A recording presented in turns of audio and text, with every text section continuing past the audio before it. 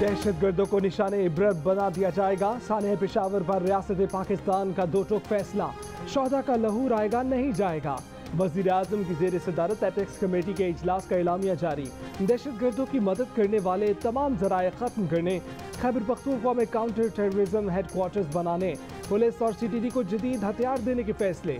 पंजाब की तरह जदीद फॉरेंसिक लैब बनाई जाएगी। सेफ सिटी मंसूबे पर काम शुरू किया जाएगा। एलामी के मुताबिक दहशतगर्दी खत्म करने के लिए रियासत के तमाम इदारों को मिलकर काम करना होगा। उलमा अवाम को बताएं कि दहशतगर्द हमले हराम और कुरान और सुन्नत के खिलाफ हैं। बेगुनाहों का खून बहाने वालों का इस्लाम से कोई ताल्लुक नहीं। तवक्को है कि कौमी सियासी क़यादत एक मेज़ पर बैठेगी और कौमी इत्तफ़ाक़ राय से इक़दामात का फैसला करेगी। Army chief general Asim Munir ने पेशावर पुलिस लाइन्स में धमाके की जगह का दौरा किया। कहा, हम बतौर कौम मुत्तहिद होकर दहशतगर्दी को जड़ से उखाड़ फेंकेंगे। KP पुलिस ने दहशतगर्दी के खिलाफ फ्रंट लाइन फोर्स के तौर पर लड़ाई लड़ी।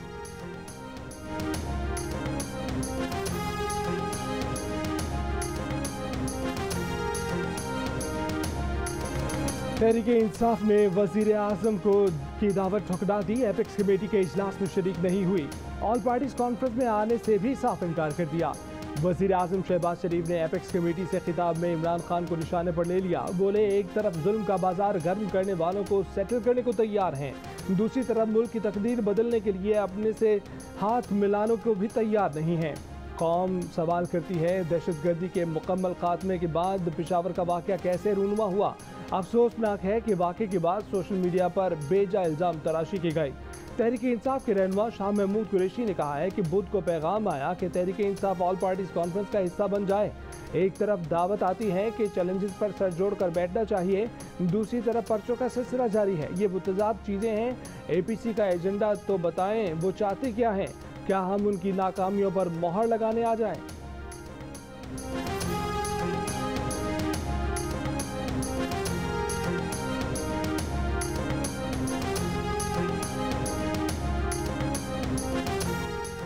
वफाकी वज़ीर दाखिला राना सनाउल्लाह ने साबिक army chief general Qamar Javed Bajwa पर 28 नवंबर तक इमरान खान की सहूलतकारी का इल्ज़ाम लगा दिया।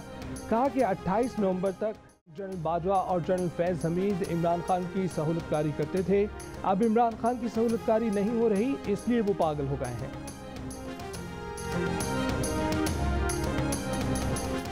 चेयरमैन PTI ने वज़ीर आज़म शहबाज शरीफ को दहशतगर्दी में इजाफे का जिम्मेदार करार दे दिया। एक बार फिर हुकूमत को तस्लीम करने से इनकार। कहा कि साजिश और हॉर्स ट्रेडिंग के जरिए आई इम्पोर्टेड हुकूमत को नहीं मानते। शहबाज शरीफ ने 10 माह में मईशत और जमहूरियत को तबाह कर दिया, बुनियादी इंसानी हकूक सल्ब और कानून की हुक्मरानी खत्म की। इन्हीं हरकतों की वजह से दहशतगर्दी भी फैली। PTI के असद कैसर की एपेक्स कमेटी में वज़ीर आज़म शहबाज शरीफ की गुफ्तगू की मजम्मत। KP पुलिस से मुताल्लिक ऐसी गुफ्तगू से गुरेज करने का मशवरा। कहा कि इम्पोर्टेड हुकूमत ने खैबर पख्तूनख्वा के फंड रोक लिए। 230 अरब रुपए वाजिब अदा है। PTI के रहनुमा जेलों से रोते हुए क्यों निकलते हैं? नवाज शरीफ से लंदन में सवाल। जवाब में नवाज शरीफ का इमरान खान पर तंज। कहा कि इमरान खान ने बहुत दफ़ा कहा था कि मैं इनको रुलाऊंगा, पता नहीं वो हमें कह रहा था या इन्हें। हमजा शहबाज को तो उसकी बेटी 8 महीने की थी जब वो जेल गई, 2 साल जेल जाती रही हर हफ्ते मिलने के लिए। मरियम नवाज को उसकी बेटी के सामने और अपने उसके वालिद के सामने जेल के अंदर से पकड़ा गया। हम तो कभी नहीं रोए। हमजा शहबाज की बेटी 8 साल की थी जब वो गिरफ्तार हुए। वो 2 साल जेल जाती रही। मरियम को अपने वालिद के सामने गिरफ्तार किया गया। हम तो कभी नहीं रोए। मुस्लिम लीग नून के रहनुमा तलाल चौधरी की जियो न्यूज़ के प्रोग्राम आज शाहजेब खानज़दा के साथ में बातचीत। कहा कि जिस तेज़ी से PTI रहनुमाओं को ज़मानतें मिल रही हैं, इतनी तेज़ी से ज़मानतें किसी को नहीं मिलती। हमारा तो 90 रोज़ का रिमांड होता था। हाँ, यहाँ अब 9 घंटे में रिमांड मुकम्मल हो रहा है। PTI वालों का तो कैद में अगला दिन शुरू नहीं होता कि वो रिहा हो जाते हैं। एक आदमी को रिहा किया गया तो उसने निकलते ही फिर कहा कि इलेक्शन कमीशन अरकान को जूते मारने चाहिए। जब इलेक्शन कमीशन को धमकियां देने वाले को कुछ नहीं कहा जाएगा तो इलेक्शन कमीशन शफाफ इंतखाबात कैसे करा सकेगा?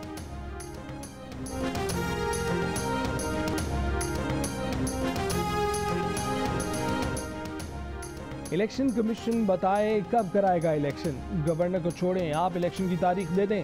लाहौर हाईकोर्ट का इलेक्शन कमीशन के वकील से मुकालमा। पंजाब में इलेक्शन की तारीख से मुतल्लिक PTI की दरख्वास्त पर समाअत। जस्टिस जवाद हसन ने कहा कि आइन में दर्ज है कि इलेक्शन 90 रोज़ में होने हैं। इससे पहले भी मुआशी सूरत हाल ख़राब थी मगर इलेक्शन तो हुए थे। वकील इलेक्शन कमीशन ने जवाब दिया कि इलेक्शन कराने के लिए तैयार हैं। कल इस हवाले से पेशरफ्त हुई है। गवर्नर ने खत में लिखा है कि इलेक्शन कमीशन तमाम स्टेक होल्डर से मुशावरत करे। वफाकी हुकूमत के वकील ने कहा कि कोई ये नहीं कह रहा कि इलेक्शन नहीं होंगे। जस्टिस जवाद ने कहा कि आप इतना काम कर रहे हैं, आप खुद इलेक्शन की तारीख दे दें। PTI की दरख्वास्त पर गवर्नर के वकील को जवाब के लिए 9 फरवरी की तारीख दे दी।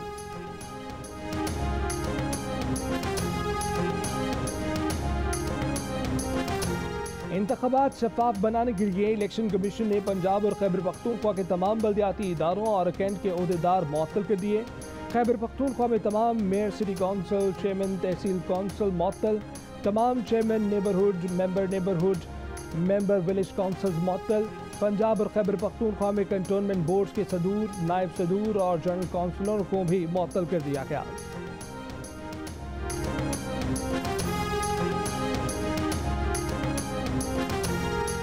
चेयरमैन PTI इमरान खान का ज़िमनी इंतखाबात में हिस्सा न लेने का फैसला। ज़िमनी इंतखाबात में PTI के साबिक़ अरकान कौमी असम्बली हिस्सा लेंगे। इमरान खान ने साबिक़ अरकान असम्बली को कागजात नामजदगी जमा कराने और अपने हलकों में इलेक्शन मुहिम शुरू करने की हिदायत कर दी। शाह महमूद कुरैशी का कहना है कि इमरान खान ने कौमी असम्बली के ज़िमनी इंतखाब में हिस्सा लेने या न लेने का फैसला अभी नहीं किया। इलेक्शन कमीशन ने 16 मार्च को ज़िमनी इंतखाबात के लिए 33 हलकों में इलेक्शन शेड्यूल जारी कर रखा है। इससे कबल इमरान खान ने ज़िमनी इंतखाबात में खुद हिस्सा लेने का ऐलान किया था। मौजूदा सूरत हाल के पेश नज़र फैसला तब्दील कर लिया।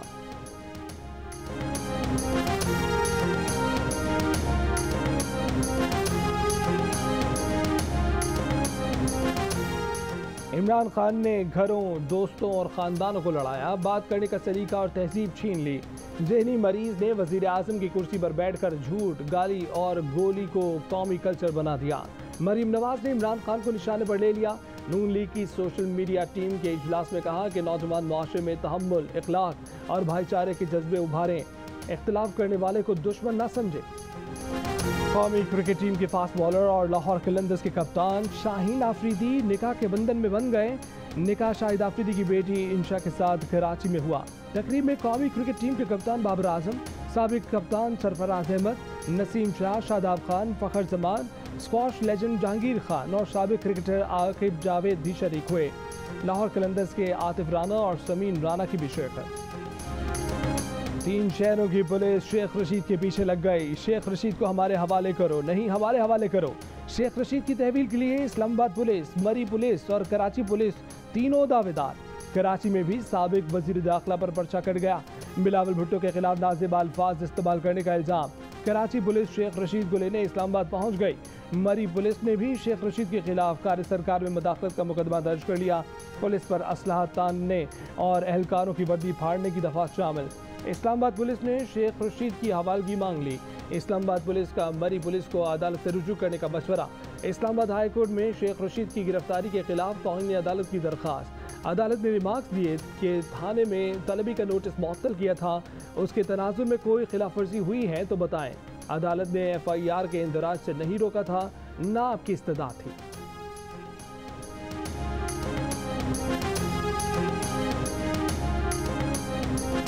शेख रशीद के साथ साथ इमरान खान के खिलाफ भी कार्रवाई होनी चाहिए। इमरान खान के दौर में हम हर किस्म के इख्तिलाफ के बावजूद दहशतगर्दी के खिलाफ इजलासों में शिरकत करते थे। इमरान खान को भी आना चाहिए था। पीपल्स पार्टी के सीनियर रहनुमा कमर ज़मान कायरा की जियो न्यूज़ के प्रोग्राम आज शाहजेब खानज़दा के साथ में बातचीत। उन्होंने कहा कि पीपल्स पार्टी की क़यादत पर दहशतगर्दों से ताल्लुक़ का इल्ज़ाम लगाने पर इमरान खान के खिलाफ भी कार्रवाई होनी चाहिए। सियासत में मुखालफत होती है, नफरत नहीं। इमरान मुखालफत और नफरत का फ़र्क भुला बैठे हैं।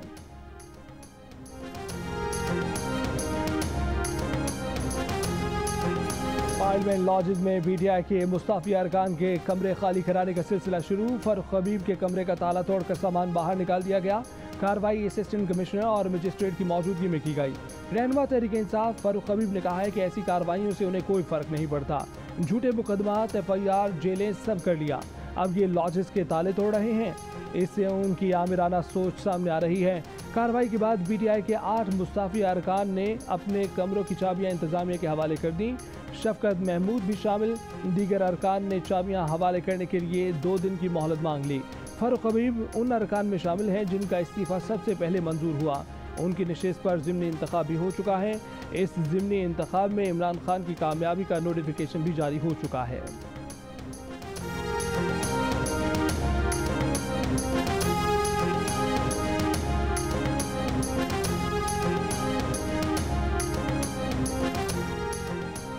अप्रैल में रूस से खाम तेल के कार्गो आना शुरू हो जाएंगे। मुसद्दिक मलिक ने खुशखबरी सुना दी। कहा कि मार्च के आखिर में कमर्शियल डील के मामला तय होंगे, जिसमें यह तय होगा कि कितना डिस्काउंट मिलेगा और किस करेंसी में काम होगा। रूस से कमर्शियल कार्गो के सफ़र का वक्त 20-21 दिन है।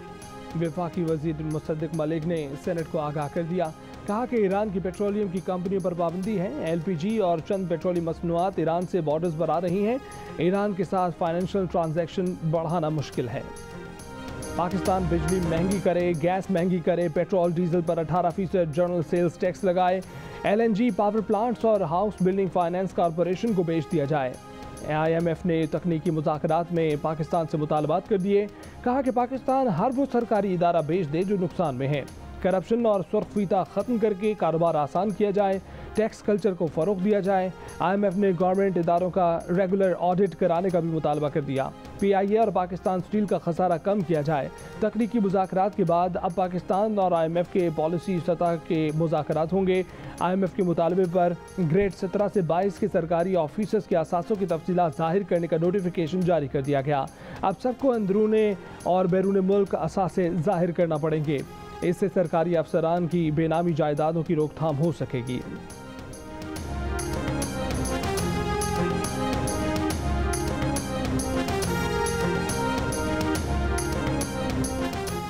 डॉलर जुमे को मजीद ₹6.5 से जायद महंगा हो गया। इंटरबैंक में क्लोजिंग तक थोड़ा नीचे आया। दिन के अख्ताम तक ₹5.22 महंगा होकर $276.58 का हो गया। ओपन मार्केट में ₹7 इजाफा $1 283 का हो गया।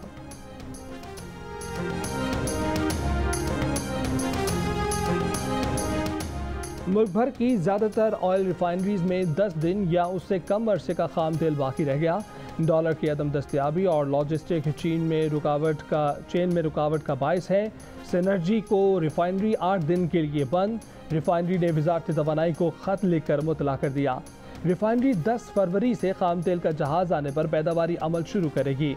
इत्तलात के मुताबिक ऑयल सेक्टर में कंपनीज को पेट्रोल की दरामद के लिए LC खोलने में शदीद रुकावट का सामना।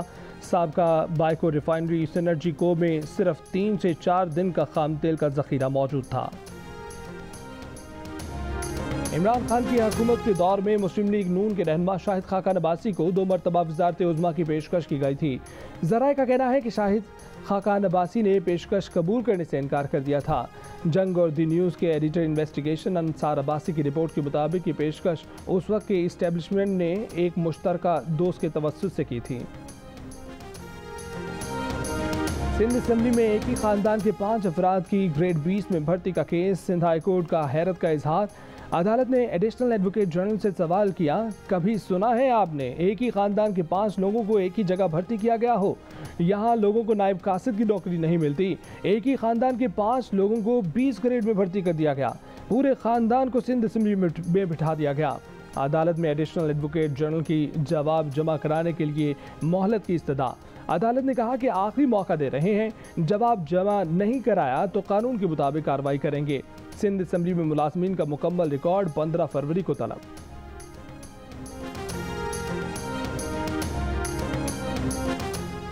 गोश्त असातिज़ा के खिलाफ कार्रवाई करना दादू के DEO प्राइमरी एजुकेशन को महंगा पड़ गया। महकमा तालीम सिंध ने DEO एजुकेशन गुलाम सरवर के तबादले की समरी भी तैयार कर ली। चंद रोज़ पहले धमकियां देने पर गोश्त असातिज़ा को मुअत्तल किया गया था, लेकिन इंक्वायरी रिपोर्ट के बगैर धमकियां देने वाले असातिज़ा को 1 रोज़ बाद बहाल कर दिया गया था। ज़िला दादू में इस वक्त तकरीबन 1100 गोश्त असातिज़ा हैं। पुलिस लाइन्स पेशावर खुदकुश धमाके के शोहदा में मर्दान से ताल्लुक़ रखने वाला कांस्टेबल ज़ीशान 6 बहनों का इकलौता भाई और अपने ख़ानदान का वाहिद कफील था। ज़ीशान की 2 माह कबल ही शादी हुई थी। ज़ीशान एक ज़हीन तालिब इल्म था, लेकिन माली मुश्किलात की वजह से पढ़ाई छोड़कर पुलिस को ज्वाइन किया और शहीद हो गया। वज़ीर आला सिंध सैयद मुराद अली शाह का लेडी रीडिंग अस्पताल पेशावर का दौरा, पुलिस लाइन धमाके के जख्मियों की अयादत की। वज़ीर आला सिंध की पेशावर में शहदा की यादगार पर भी हाजिरी। सिंध हुकूमत की जानिब से पेशावर धमाके के शहदा के लिए 10 लाख और जख्मियों के लिए 5 लाख रुपए मुआवजे का ऐलान।